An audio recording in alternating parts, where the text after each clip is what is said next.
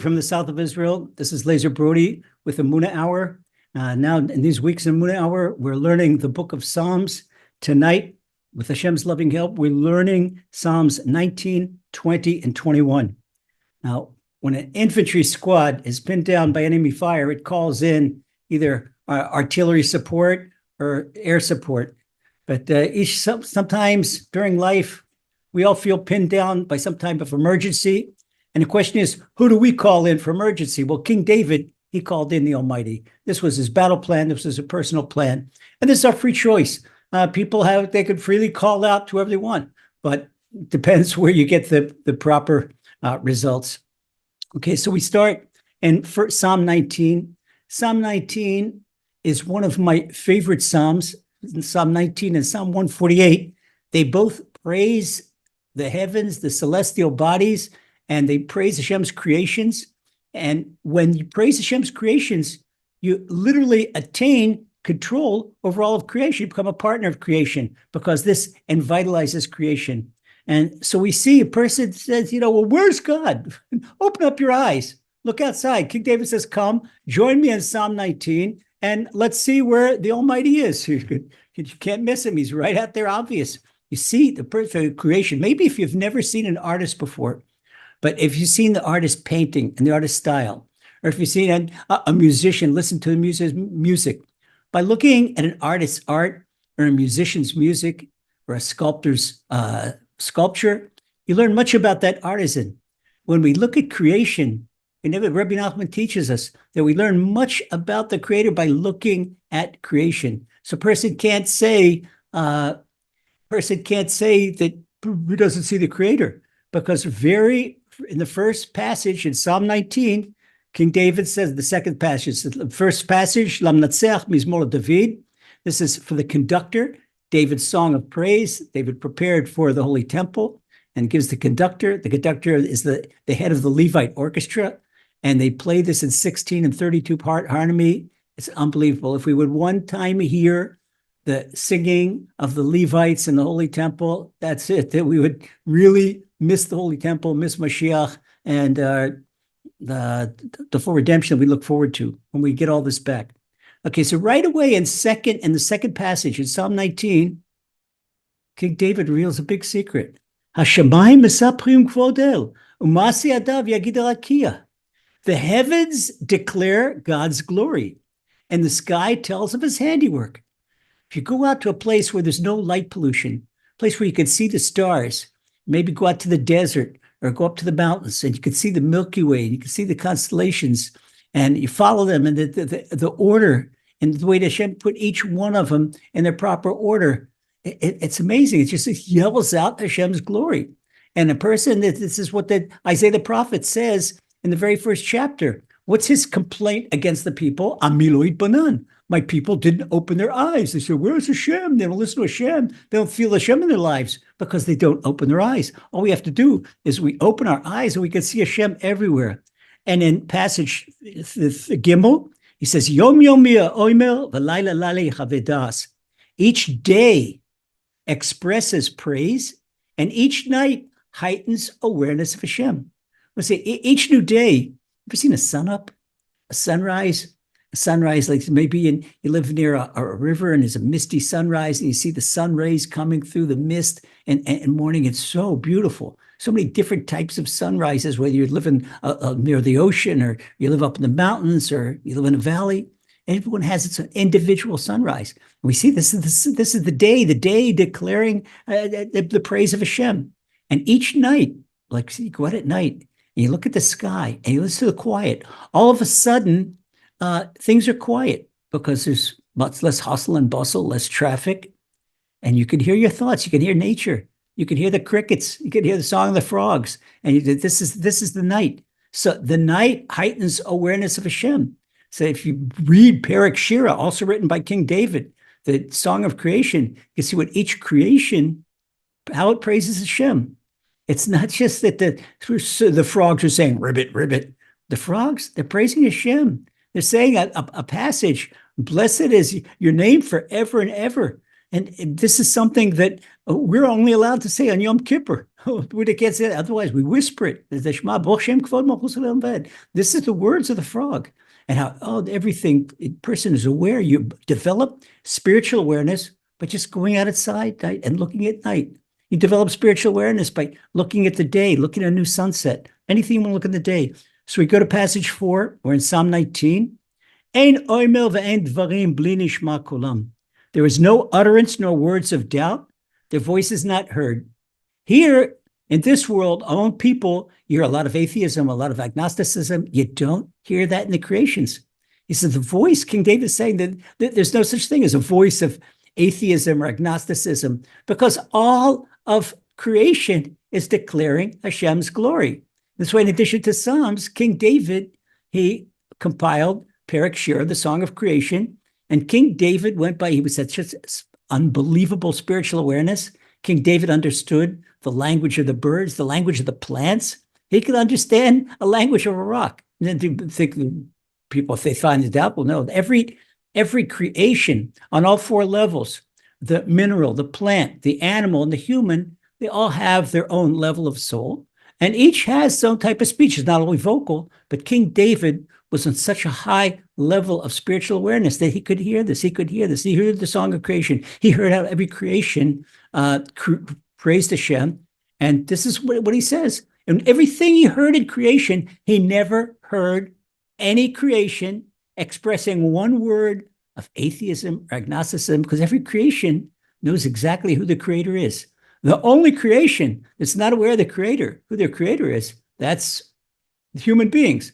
And this is what Isaiah the prophet yells about in this very first chapter, that a donkey knows the feed trough of its the ox knows who feeds him, but human beings, they don't know. That it's a person that doesn't have awareness of Hashem, that lacks spiritual awareness, is actually on a lower level than a donkey or an ox, because humans are the only ones that have the body of animals and the souls of angels.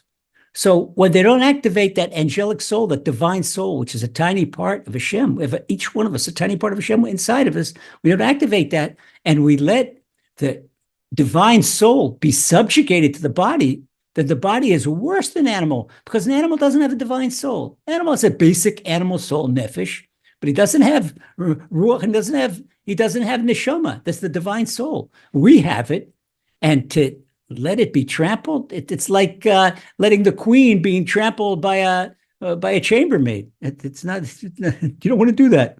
Then in verse 5, he says, "B'chol haaretz yatsa kavam, u'b'kitzei sevel meleim l'shemesh sham oil b'hem." King David says, and they're aligned, but their alignment is apparent the world over. Their alignment has a couple of meanings. Their alignment is the way Hashem aligned them, b'mishmotzem kilsono. Their alignment, their orbit, the way that every single day you see the same arrangement in the heavens. Now, according to the zodiac, different times of the day, different times of the year, the zodiac appears at different places in the zenith of heavens, but the same wheel, the same zodiac, it's there. The same constellations, the same galaxies, they're all in their places, and you can see perfect order. We see the perfect order in all the thousands of years since creation. All the thousands of years of creation has never been an accident in the heavens, because if there were an accident in the heavens, then the solar system would be destroyed. But how many accidents are there in New York City or in Miami, Florida, or in London every single day? That's when humans grab the wheel. Where Hashem grabs the wheel, it's all perfection. And this is what King David is saying here. Their alignment is apparent the world over. Everything is in perfect order. And their words reach the end of the globe. Their words reach the end of the globe is how they praise Hashem. When Hashem killed the Assyrian soldiers that tried to capture Jerusalem, and holy King Hezekiah, who spent all his time learning Torah, he says, Hashem, it's not my job to fight wars. You fight the wars. So the Midrash tells us that Hashem let those Assyrian soldiers hear the way the sun praises Hashem. They couldn't stand it because they didn't have the capacity in their souls to handle this high voltage, and it just burned their souls right there. That's all of creation is praising Hashem. And so then talking specifically about the sun, okay? In their midst, in the midst of all the celestial bodies, the stars, he, Hashem, placed a tent for the sun. A tent also means a wedding canopy, it means a shelter. But we'll see it's closer to a wedding canopy, as we'll see in the next passage. The next passage, King David has a metaphor.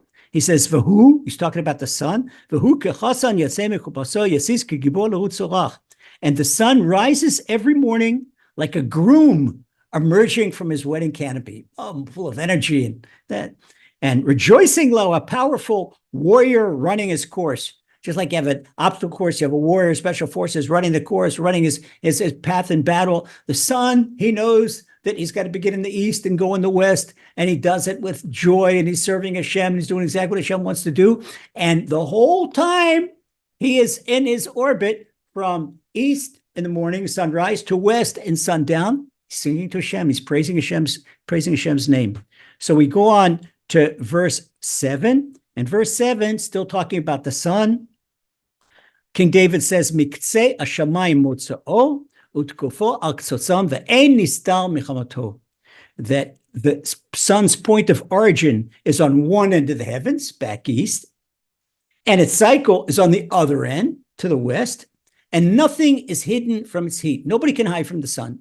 Nobody can hide from the sun. Well, what is the imagery here? What is the indication? The sun is a tiny little creation of Hashem. If to create Hashem, Hashem is infinity. The sun is nothing for Hashem. And no one can hide from the heat of the sun. So what about the light of Hashem? Nobody can hide from Hashem. And this is what King David is teaching us. If you can't hide from the sun, how can you hide from Hashem? And people think, no, Hashem, they could do what they want. Hashem doesn't see them. Not true. Not true. This is indicative of what King David's saying right now. And now, King David switches gears and talking about his indication to Hashem. He talks in verse 8. In verse 8, he says, Torat Hashem tmima meshivas nefesh, edus Hashem ne'amona machkimas peti. This is something that's it's put to words that little kids sing it in kindergarten and in first grades and first and second grade. Hashem's Torah is unblemished. It restores the soul. Hashem's testimony is trustworthy, for it enwisens a fool. If you take someone that's a total fool, let him learn Torah. Guy's going to wise up because the light of Torah is going to give him sense. And most fools, because they don't have the light of Torah. I've never seen a person that has the true light of Torah. It's a fool. It's a conflict in terms. It's completely contradictory. So we go in verse 9, continuing talking about, King David continues talking about Hashem's Torah. And he talks about Hashem's creation. Now he talks about Hashem's Torah. That Hashem, we have to remember that Hashem's Torah, according to the Zohar, is the blueprint of creation. So now, after talking about how beautiful creation is, now King David is talking about how beautiful Torah is. So in verse 9, he says, Pekudei Hashem yesharim mesamchei lev, mitzvat Hashem bara mirat einayim. And this is something, if a person is depressed, they should go learn Torah. Because in verse 9, King David says, Hashem's statutes, the laws of the Torah, they're upright, they're straight, they're just, and they gladden the heart. Person learns person learns Torah, it brings joy to the heart. Hashem's commandments are pure, and they enlighten the eyes. Enlighten the eyes, not only make our physical eyesight better, but our spiritual eyesight. When a person is enlightened, eureka moment, oh, enlightened, I see the light. And this is what the Torah does. The Torah opens up a person's spiritual vistas, gives that person spiritual awareness. A person has a deeper understanding and a deeper comprehension about what's happening all around them. That's why people with strong emunah, they have so much stronger instinct. They can feel what's happening in the world because their antennae are fine-tuned. But if a person doesn't have emunah, and especially if a person, instead of being linked to Torah, he's linked to Fox News, he's linked to CNN, he's linked to BBC, and he's getting his opinions from all types of newscasters and broadcasters that don't have emunah. They're giving their opinions, which is the furthest thing in the world from the truth, because the only thing in truth, as we learned in Likutei Moran last week, truth, that's it. Hashem and Hashem's Torah.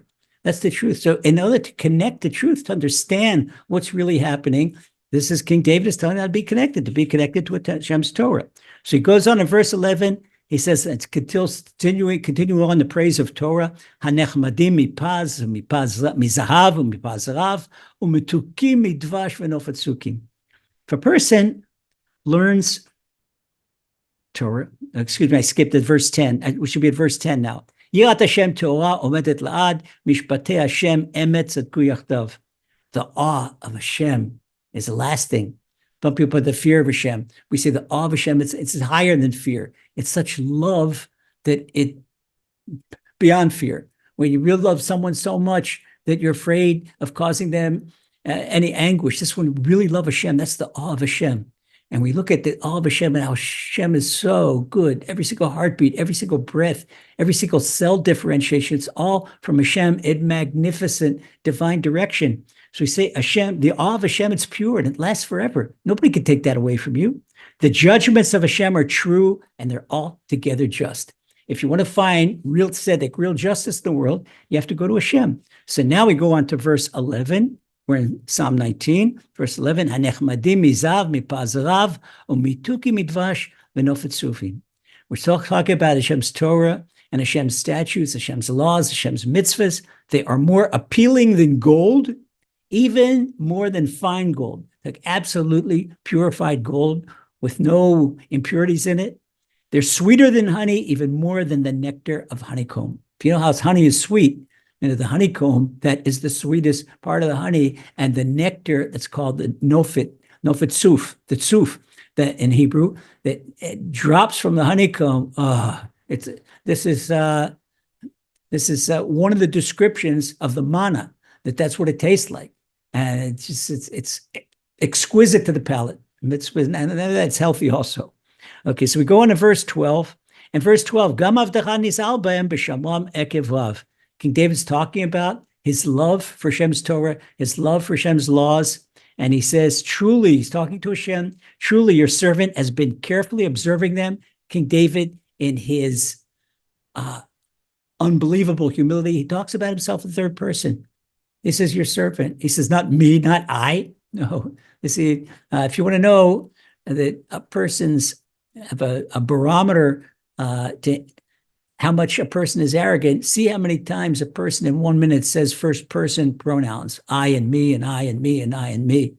King David, he refers to himself in third person as if he's some worm. Okay, so he calls himself a worm, and we'll see. That's it. Truly, your servant has been carefully observing them, for there is great reward for keeping them. You see, if the person observes Hashem's Torah, and there's great reward.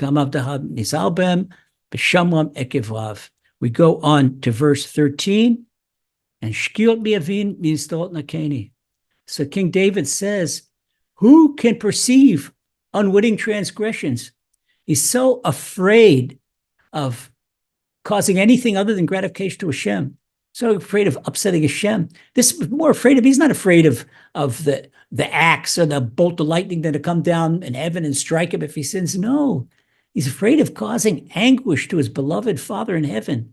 So now he's making a prayer. He says, Hashem, who could perceive unwitting translations? Maybe along the way, I accidentally did something that was against your will. He's been talking about his thoughts. King David is judging himself for thoughts. You have to remember, King David is the father and the master of people to do. Well, really, he got it from his great-grandfathers, Abraham, Isaac, and Jacob. They were all spoke to Hashem in the field every day. King David, the Psalms, the whole book of Psalms is the protocol of the way King David spoke to Hashem. So King David is now searching his soul. He says, Hashem, who can be, what human being is aware of everything he did? He says, I certainly hope I did right, but maybe I failed up. So now he prays. Listen to this prayer. What humble, beautiful prayer.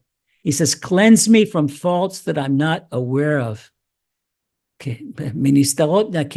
Cleanse me, my friends. He's asking. King David not only does tshuva of something he thinks is wrong, something that he hasn't done wrong, but he thinks he might have done wrong. Maybe there's a chance, 1 in 1,000, he did something wrong. He says, Hashem, even if I did something wrong, cleanse me of it. It was unintentional. Because if it was intentional, I'd certainly confess right on the spot. But here I have to know I don't want anything that will give any type of separation between you and me. That King David can't stand. This is worst nightmare, not the enemies and not swords and not arrows. He's not afraid of any of that. He's not afraid of Goliath. He's not afraid of lions. He's not afraid of bears. He's afraid of being taken away from Hashem, even in the slightest. So he says, Hashem, if I've done the slightest unintentional transgression, please cleanse me of it. And then in verse 14, he goes even higher. Don't think I'm such a big shot. King David said nobody could trust himself. He says, Hashem, save your servant also from intentional sins. Human being. Heaven forbid that I should intentionally want to do a sin. Don't let them rule over me. In other words, don't let the sins, don't let the evil inclination and all the temptations of the evil inclination that lead a person to sin. King David is saying, Hashem, don't let them rule over me. This is King David's preemptive strike against the evil inclination. This is to protect himself from temptation, to protect himself from the evil inclination. So now King David says, he says, Hashem, the whole purpose is so I can be unblemished and cleansed of severe sin. In other words, before he was talking about small sins, but now he goes a step further. Not just the small sins. Hashem, I'm really afraid of severe sin, so don't let me get near severe sin and let me be cleansed. And finally, he finishes it with a prayer for everything. He started with a praise of creation, then a praise of Torah, and he ends with his own self-assessment and tshuva. Look how King David's mind works. And he finally says, he ends it with a prayer, Yula Ratzon Moifi Vigonli Bi Lefanecha Hashem Tzori V'Goali. This was probably the end of his Ibodu session. So he says, may the words of my mouth and the meditations of my heart be acceptable, Hashem, my rock and my redeemer. This is a classic passage from the Tehillim that we say every single day at the conclusion of the Amidah prayer. Well, Hashem. So this concludes Psalm 19. And we now go on to Psalm 20. Psalm 20 is that tonight's lesson, the emergency, is named after Psalm 20. Psalm 20, when you have an emergency, it doesn't matter what the emergency is, a health emergency, a financial emergency, a security emergency, anything's going on, you call the 911 or the fire department or the police, and right after you do that, pull out Psalm 20. Whatever you need. You're in the waiting room of the doctor, Psalm 20. You're in the waiting room of the dentist, Psalm 20. Psalm 20 is an emergency call for rescue. But not only, you don't have to wait for emergency. Again, King David did these things preemptively. So let's see what Psalm 20 says. Now, Psalm 20 is a manifestation of our free choice. Because people, they say, Hashem, why don't you help me? Hashem said, did you ask for help? Did you ask for help? You know, there's a classic story of the guy that was in floodwaters, and the floodwaters were rising and rising, and then you heard the police siren. The police said, "Come quick, we're rescuing. The floodwaters are rising. We're going to get you out of here." Okay, he said, "No, I don't want Hashem to take me out of here." And so then the police left, and the water said that the roads were already covered with water. So now the Coast Guard came in with little lifeboats, right, life rafts. And the Coast Guard, they called out, you better get out of your houses, come and let us get you out of here. And we have to flee from this area, okay, because it's going to get worse. He says, no, I don't want the Coast Guard. I want Hashem to rescue me. So the waters go up to fill the guy's living room. He goes up the stairs. The waters are rising. They fill his bedroom. He goes up higher. The waters are filling the bedroom. He goes up on the roof. And as he goes up on the roof, there's now a Coast Guard helicopter. And the Coast Guard helicopter says, hey, mister, they're on the roof. We're going to send down a winch to get you. He says, no, I don't want you. I want Hashem to rescue me. Okay. The guy's a loony. So the Coast Guard keeps on. There's other people to save. They go. Well, the flood waters rise and rise and rise, and this guy drowns. And this guy drowns, and okay, he dies. Says, well, I loved Hashem until the last. I trusted Hashem until the end, and I'm going straight into the Garden of Eden. Well, he gets sent down to the opposite place. He gets downstairs deep in purgatory, and he's complaining, going to the court. He wants to see the religious court and complain. What's this, justice? And then he hears a voice from heaven. And a voice from heaven says, I sent you the police. I sent you the Coast Guard. I sent you a helicopter, and you want to come. This is what people, They think that they want to do it unknown. This is not emunah. This is arrogance. Well, people think that they can solve their own problems. Oh, if they've got the best lawyer and they've got the best accountant, they'll go here, they'll go there, and it doesn't work. You can see right now what's happening. It's the most painful thing in Israel when a government lacks emunah. The soldiers, they're getting stronger all the time in emunah, and there's so much spiritual awakening. But in the upper echelons in the government, I wish they'd learn how to say B'ezrat Hashem. And now that they're making every political decision, it's crazy. The war should have been won in about 3 weeks. And then they rather than listening to Hashem, they listened to Blinken and Biden. And whoever in history heard about sieging an enemy, and then, okay, give a siege. Okay, here's food, and here's fuel, and here's everything. Americans demanded. It's all of Hamas. The Hamas, they want to destroy not only Israel, they want to destroy the Jewish people. And we have to feed them. It's good. So we see every time that the Americans stop the war and Hamas regroups and they recuperate and it's back to business again. I see, but that's not what we want. We want to call out Hashem. And Psalm 20 is our choice to lean on Hashem and not to lean on human beings. So what do we say in Psalm 20? In one of those powerful Psalms in the book of Psalms, it's short, but it's powerful. Again, first verse, Lamnatseach Mizmor David, for the conductor, David's song of praise. The conductor, the Levite conductor in the Holy Temple used to play this to a special nigun, a special melody for this. Verse 2, Yancha Hashem biyom tzara yesagevcha Hashem Elokei Yaakov. Every time I say this passage, I get chills up my spine. King David is giving us a blessing and a statement of fact. You can translate it one way or the other. Because it's a blessing. May Hashem answer you on your day of distress, and may the name of the God Jacob uplift you. The God of Jacob uplift you. That's the name of the God of Jacob. Who is the God of Jacob?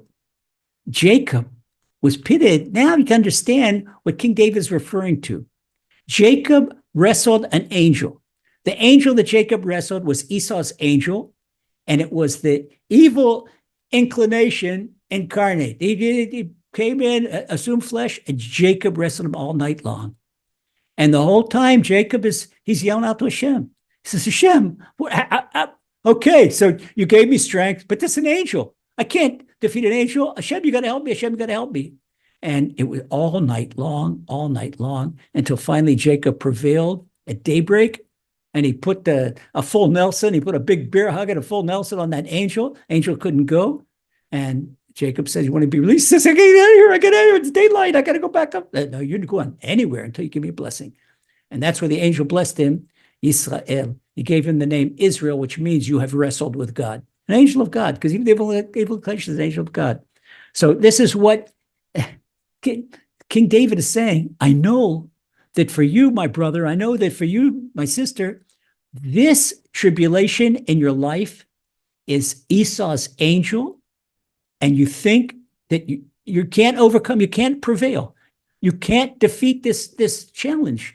You don't have to. You call out to Hashem. And that's what King David says. May Hashem answer you on your day of distress. And you can also translate it otherwise, a state of fact. Hashem will answer you on your day of distress. This is classical. We say Lashon HaKodesh, classical Hebrew. And modern Hebrew could be translated either way, and both translations are correct.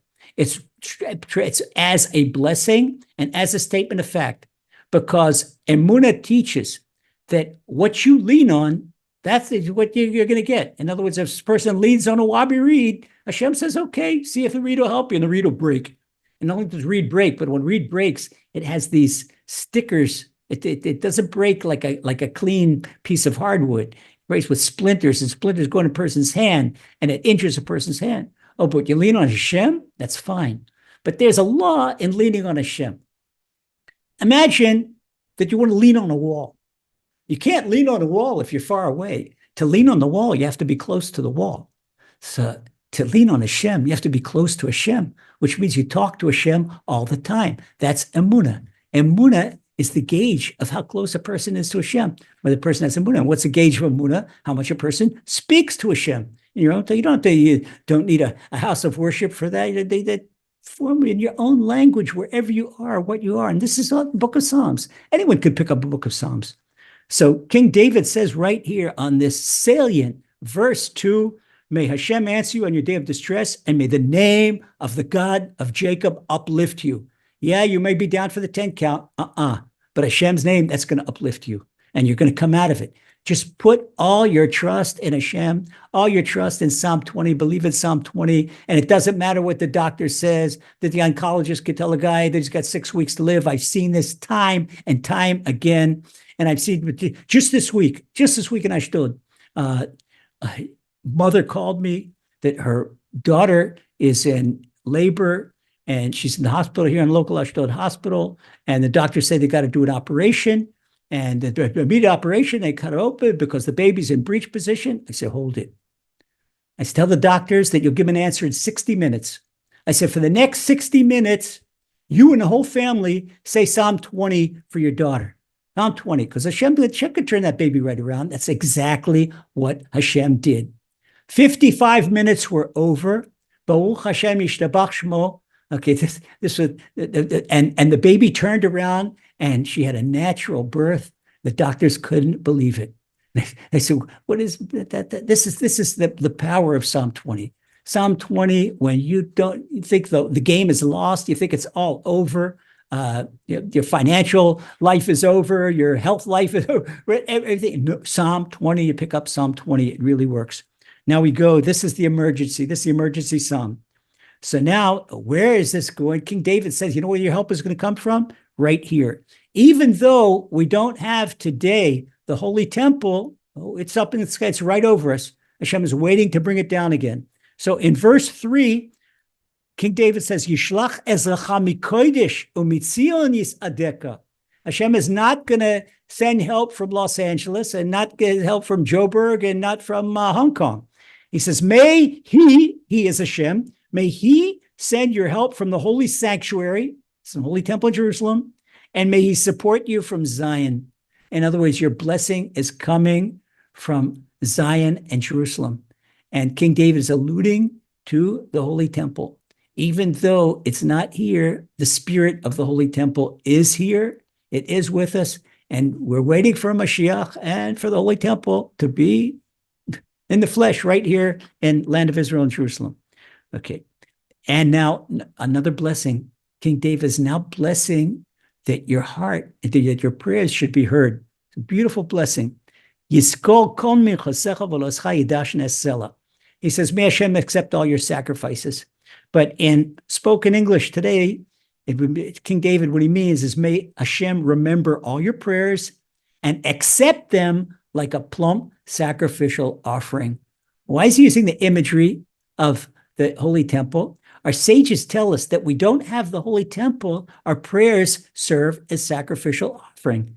So just as if a person wants to bring his love of Hashem and he brings a beautiful young bull, fat young bull, as a sacrificial offering to Hashem, that King David is saying, and put it on the altar, King David is saying your prayers should be like a fat sacrificial offering on the altar. In other words, very much acceptable to Hashem. This is King David's imagery. So in verse 5, what a blessing. I love this blessing. Yiten lecha kelevavcha v'kol atzascha yimaleh. King David says, hey, wait a second. You start out crying and worrying and screaming. Hold it, calm down. May Hashem grant you all your heart's desire and fulfill all your aspirations. Calm down. King David said, this is good. All Hashem wants is for you to call out to him. Okay, the emergency is going to be over. The emergency is going to be over. And then you're going to go higher because you called out to Hashem. So now King David is not saying, oh, your sickness should be over. Oh, your financial problems should be over. No, calm down. Hashem's going to answer all your heart's wishes for the very best. And he blesses you.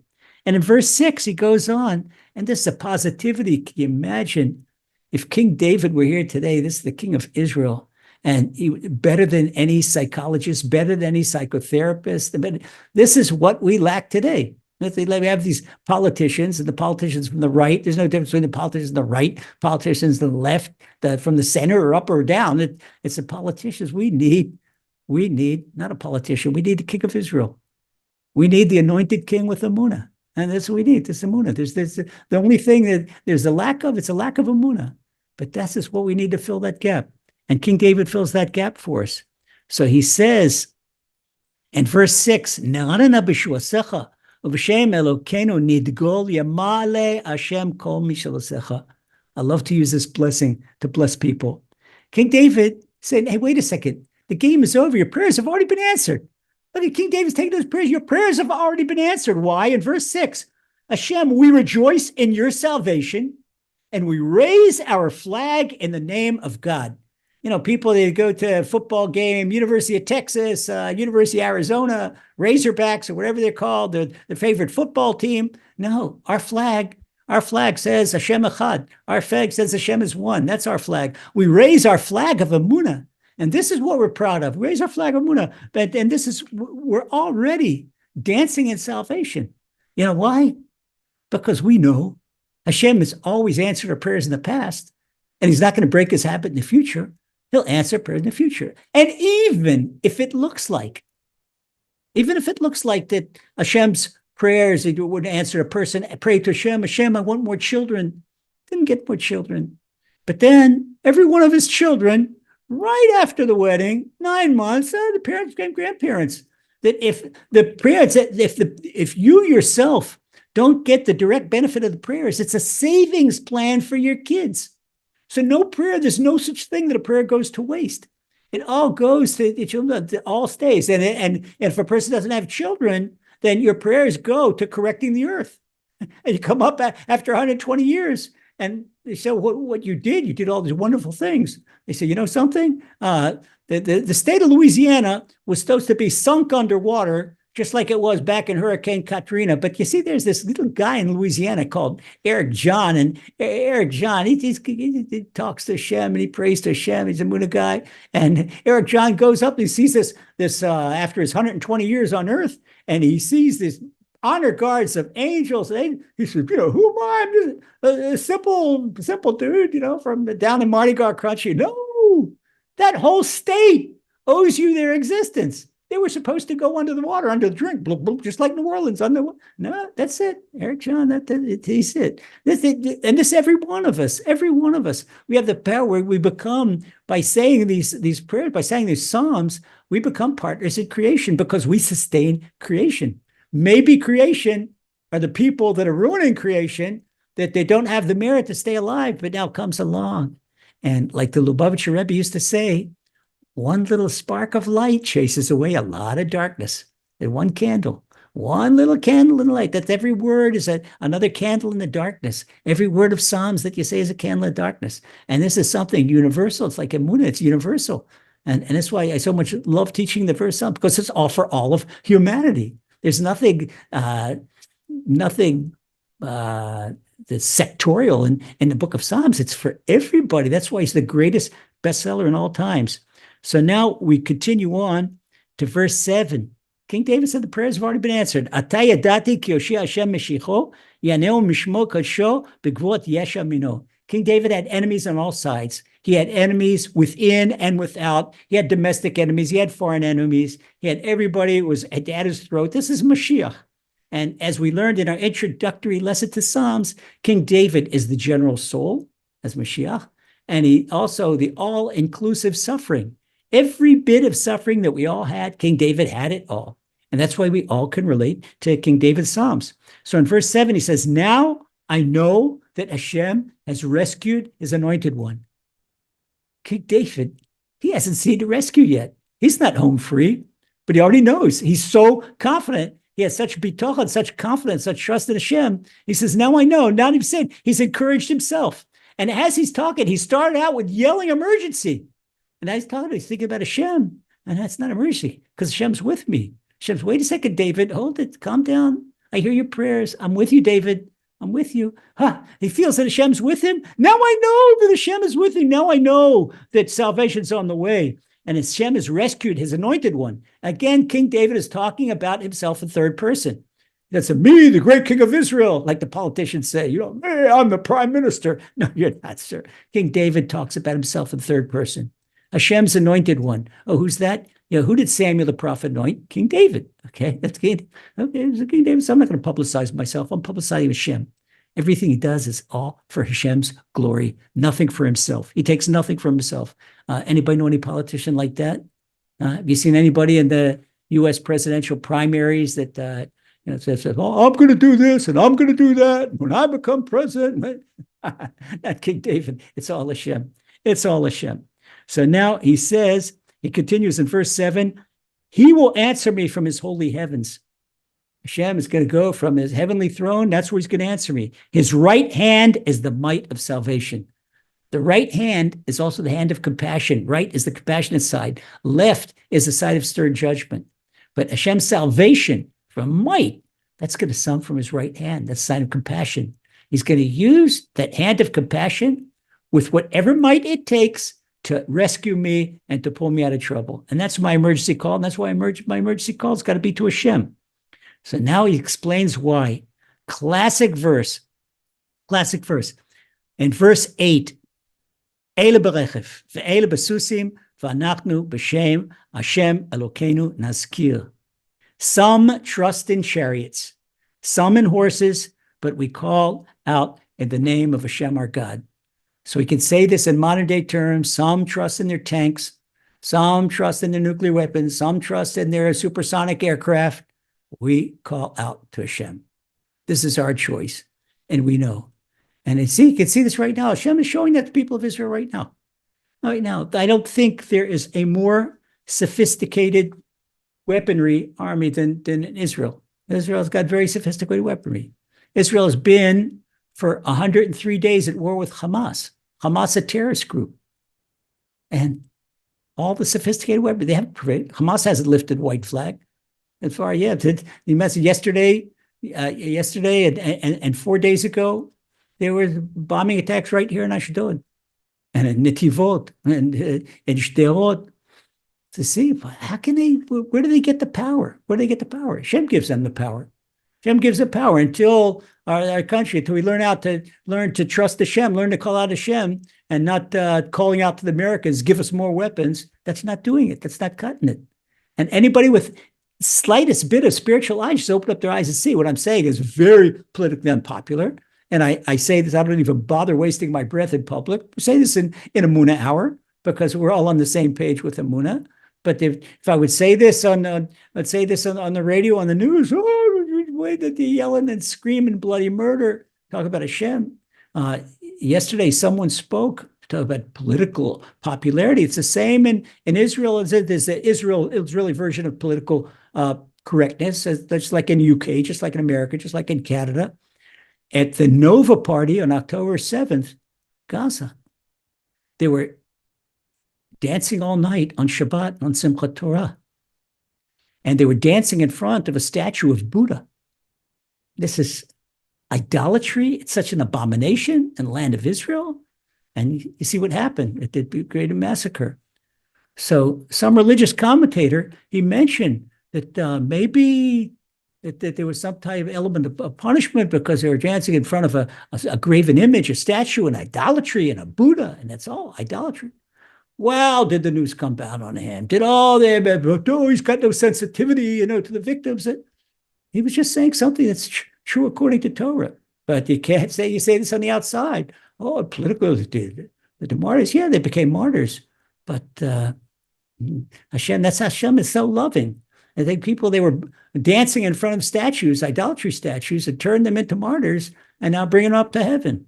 If they would have stayed alive, I don't know. But you could see that people are far away from Amunah, especially here. And there's all this political correctness. And we hear declarations from the government. And the prime minister, he doesn't say, Bezat Hashem, he doesn't say with Hashem's help. The commander-in-chief doesn't say, defense minister, oh, we're going to do this, we're going to do this. They pulled the army out of North Gaza. And he says, oh, yeah, we finished conquering North Gaza. The next day, there were bombardments from the same place they pulled out of. Can't believe it. Can't believe. Why open up your mouth? Why make these declarations? Ask Hashem. This is what Psalm 20 is all about, putting our trust in Hashem. But if I was commander-in-chief of the army, this would be order of the day and wake up, okay? Wake up before morning prayers, Psalm 20. Psalm 20. Everybody, Psalm 20, we call out for Hashem's help. And now we continue, let's go the rest of the day, go through our day's routine. So this is what the King David says, that they trust in their horses, they trust in their chariots. No, we call out to Hashem. We call out to Hashem. That's who we trust in. In verse 9, the ones with the advanced weapons, look what they say. King David says that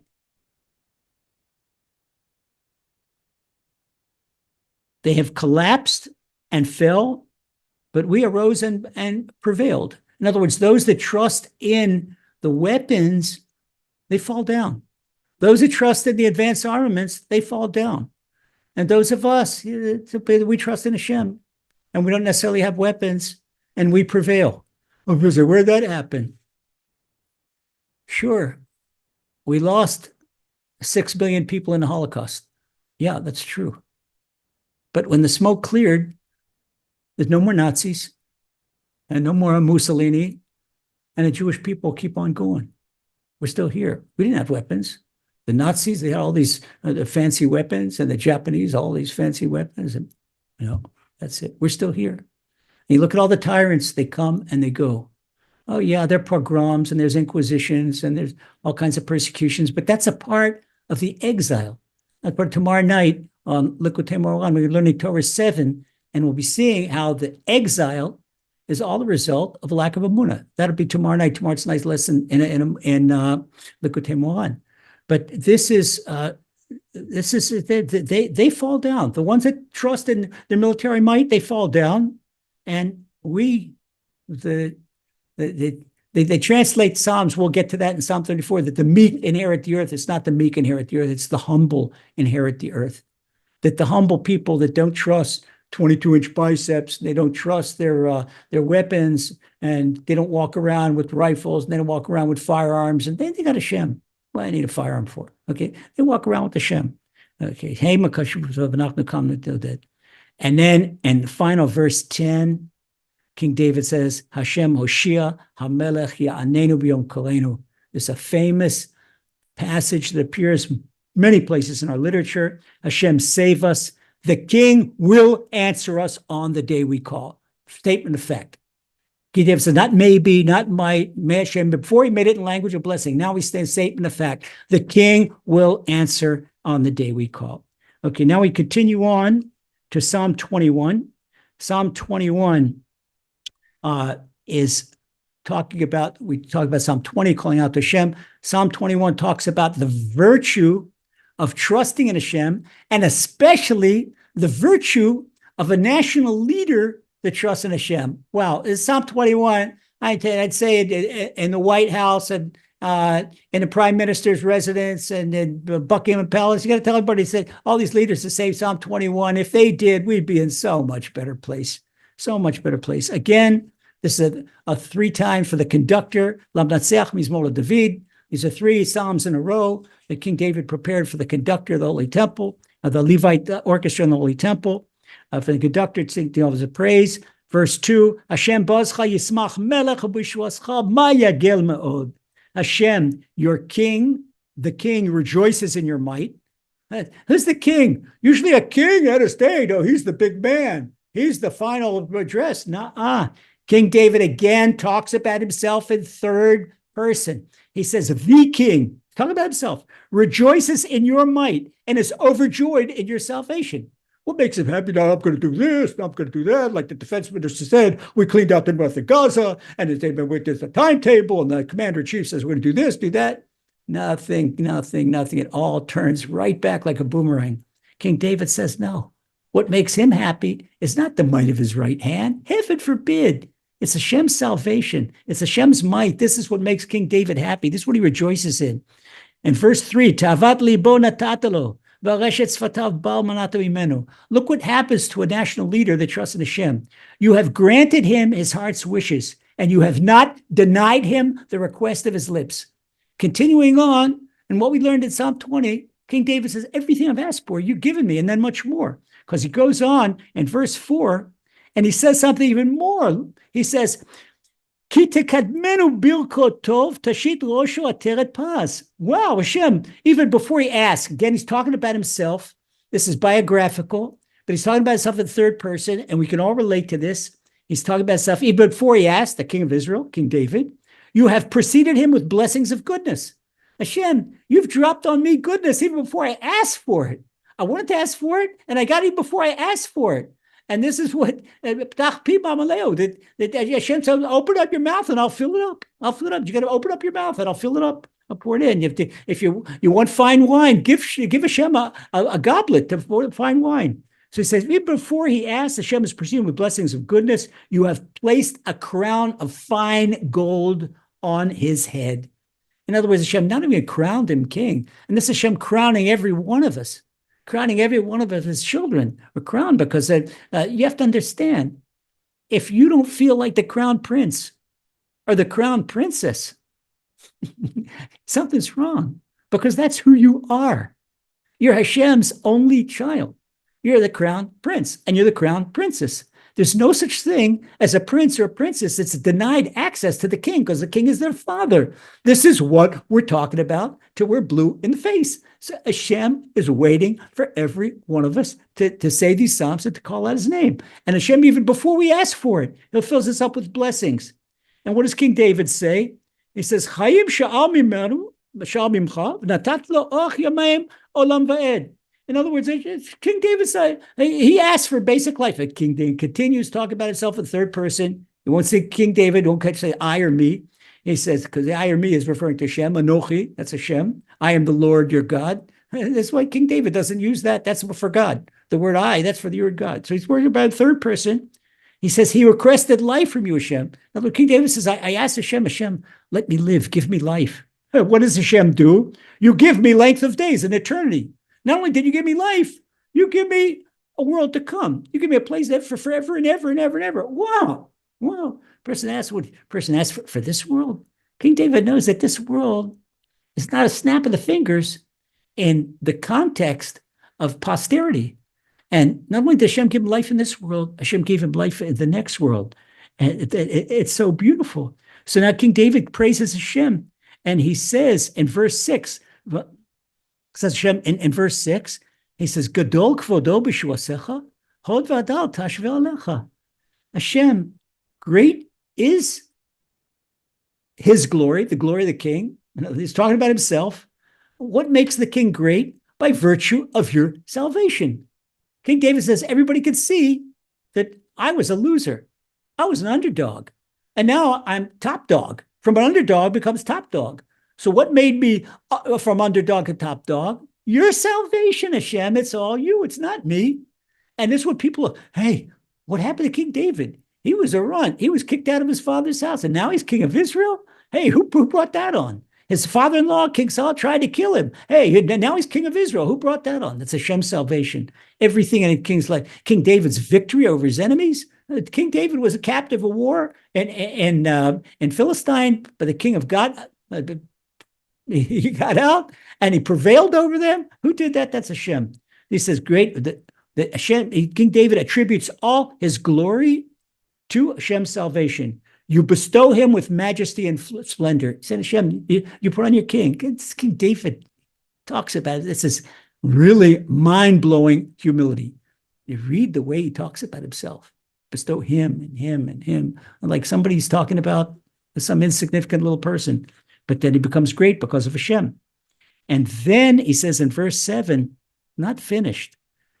In verse 7, he says, Ki tishiteo brachot la'ad techadeo b'simchat panecha. You bestow blessings on him forever. And again, King David's talking about himself, but one another reason to say third person, he's talking about every one of us, that there's a sign check for every one of us, that you bestow blessings on him forever. You delight him with joy in your presence. Because when you say this Psalm 21, you're going to invoke Hashem's presence in your life, and then you really feel joy. It's a delight. There's no greater delight than Hashem's presence.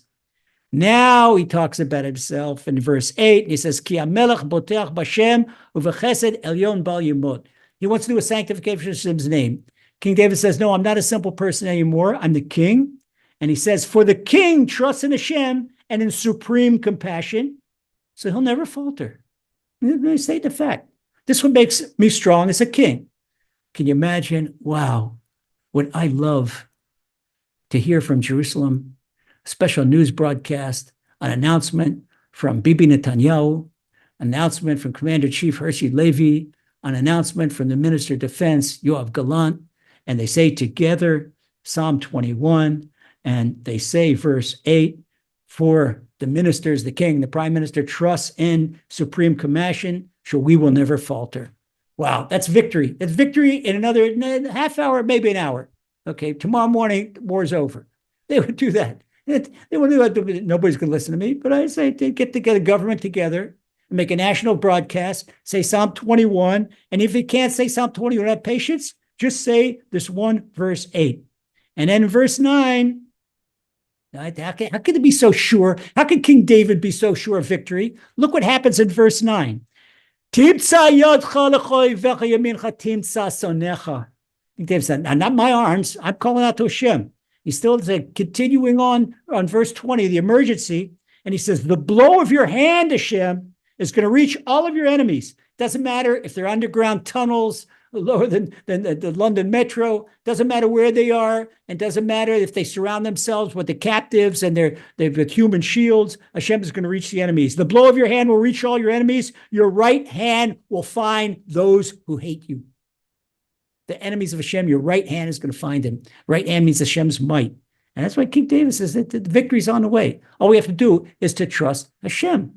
This is it. We can see this is a whole war plan. This is current events. Current events. I wish someone from the Israeli government would join Amuna Hour. Okay, someone at least in the coalition. The minority doesn't have much to say nowadays. Okay, so in verse 10, King David says how Hashem's going to do that. And he says, Tishitemu ketanu esh le'et panecha Hashem ba'apo yivla'em v'tochlam esh. He says, you will make a fiery furnace at the time of your wrath, the time of your anger. Hashem, in his anger, he will swallow them up and a fire will consume them. What type of fire? We leave that up to Hashem. What Hashem's got his own war plan, but that's it. That's it. The people, they can't reach the tunnels. They're too deep. They do that. Afraid of the hostages that are being held down there. If it weren't the hostages, they would just, who knows, fill them all full of flood water. I don't know what they do, but they're worried about the hostages. Hashem does precision surgery. Hashem can work around the hostages, go right in to his right hand, pinpoint his enemy, and destroy them. So now in verse 11, he says, Piryomo me'eretz ta'abed uzaram ibnei adam. He's talking about his enemies. You will obliterate their offspring. Well, King David, can you imagine if Biden and Blinken heard this? How are you talking, Your Majesty? You got to give them humanitarian aid. What are you talking about? Oh, no. King David says, no way. As compassionate as soft King David is when it comes to enemies of Hashem, and enemies of Hashem are those who deny Hashem, and that those that say, heaven forbid, that Hashem doesn't exist. Okay, that's the enemies of Hashem. You know who they are.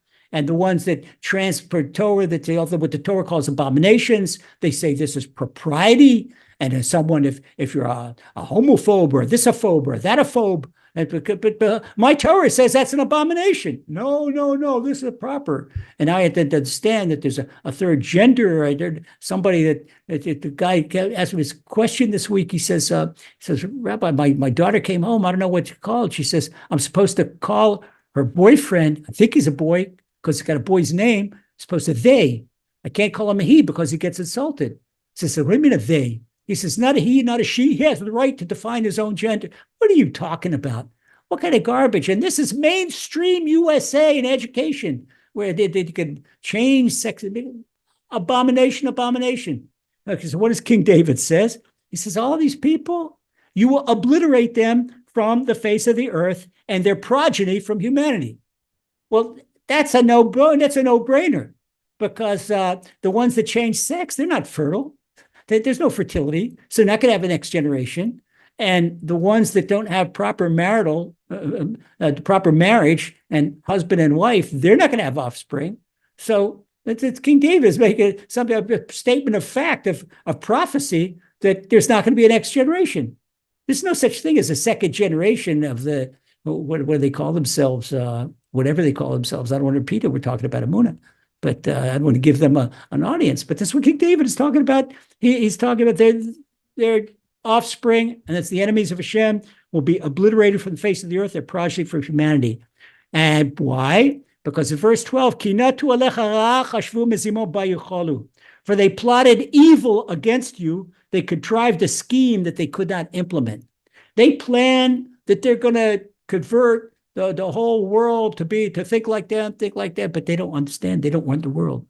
So they contrive all these schemes, how they're going to go against Hashem. But Hashem foils all these schemes. Hashem laughs from upstairs, and he foils all these schemes. In verse 13, he says, for you will splinter them, Hashem, and your bowstring will be drawn against them. And in verse 14, King David says, Ruma Hashem bazcha, nashira unezamo dvuotecha. Be exalted, Hashem, in your might. We will sing and chant praise at your power. And that's verse 21. Wow. Beloved brothers and sisters, may Hashem answer all your prayers. May Hashem always be by your side. May you never feel alone and always feel Hashem is with you. And may he answer all your heart's wishes for the very, very best. Amen.